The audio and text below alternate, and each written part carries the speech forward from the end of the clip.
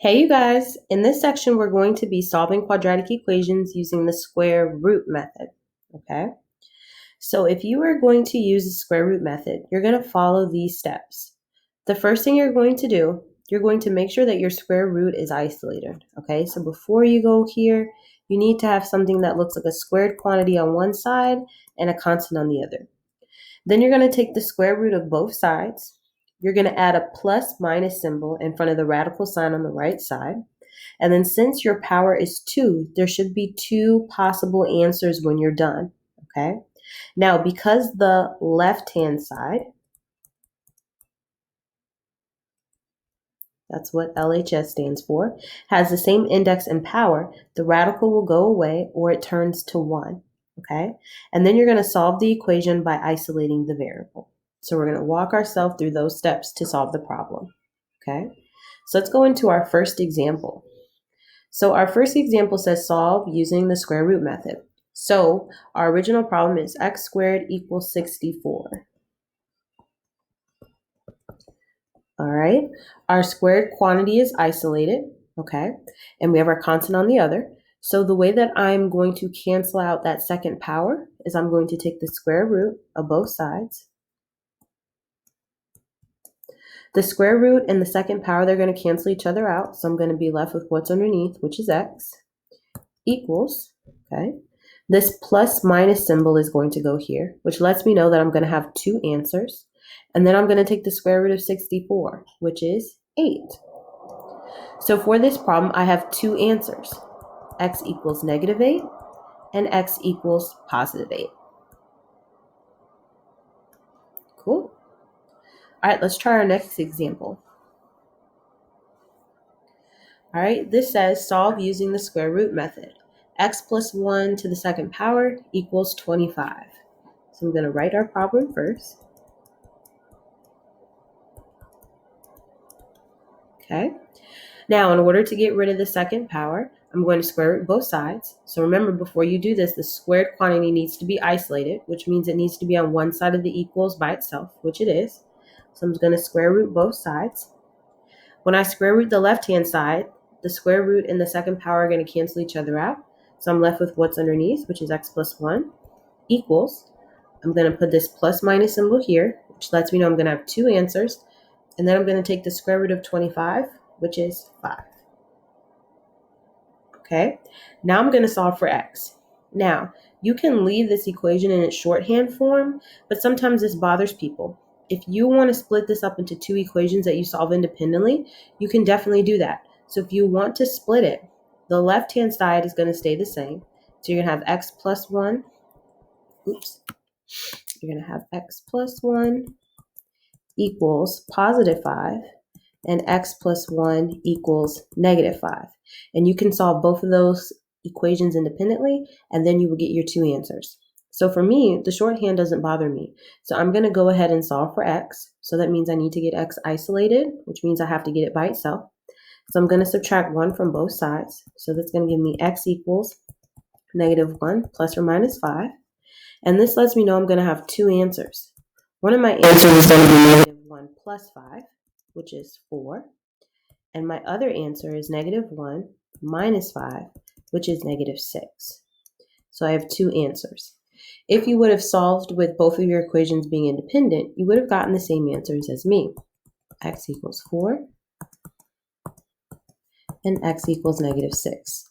So whatever way you choose to do it is completely fine. It's up to you. Whatever makes you feel most comfortable, do it that way. Okay? Let's look at another example. All right, let's look at these. So if you want to pause the video and see if you get the same answers as I can, you can do that as well. So let's look at A.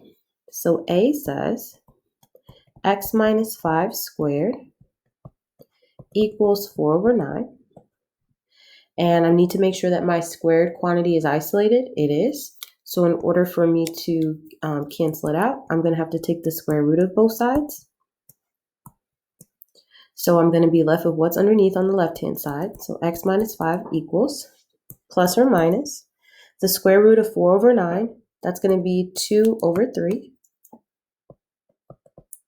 So remember, just in case you forgot, anytime you have a radical over a fraction, it's the same thing as taking that radical or that square root of the numerator and the denominator independently. So this is equivalent to the square root of 4 over the square root of 9, which gives me 2 over 3.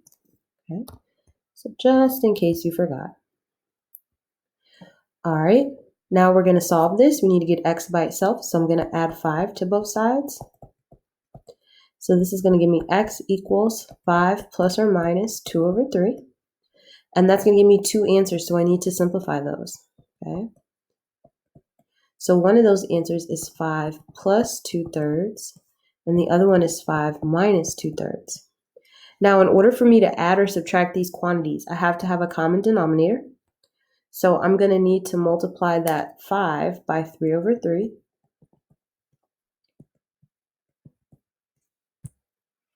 So 5 times 3 is 15. So 15 over 3 plus 2/3, that's 17 over 3. And for the second one, that's going to be 15 over 3 minus 2/3, which is 13 over 3. Okay. Make sure anytime you're dealing with fractions, make sure you reduce them as far as they can go. These are simplified for us already. So my answers are 17 over 3 and 13 over 3. Good. All right, let's try the second example. So we have x minus 4 squared equals 7.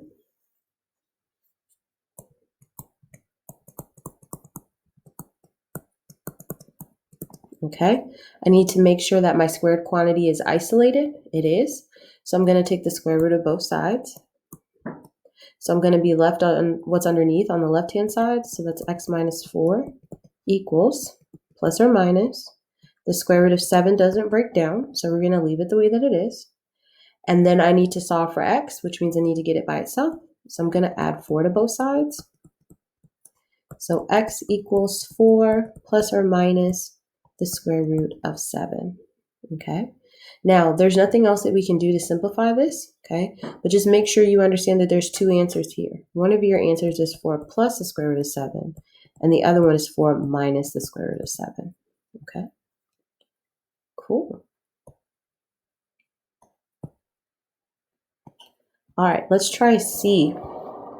So C says 4x plus 7 squared equals 3.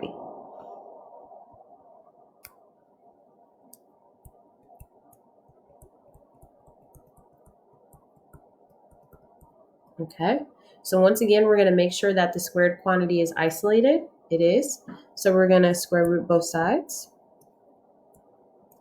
On the left-hand side, we're going to be left with 4x plus 7 equals plus or minus the square root of 3. It doesn't break down any farther, so we're going to leave it alone. And then we need to solve for x. So I'm going to subtract 7 from both sides. So I'm going to have 4x equals negative 7 plus or minus the square root of 3. And then I'm going to divide both sides by 4. So x equals negative 7 plus or minus the square root of 3 over 4. And remember that there's two answers here. Negative 7 plus the square root of 3 over 4 and negative 7 minus the square root of 3 over 4. Cool. All done.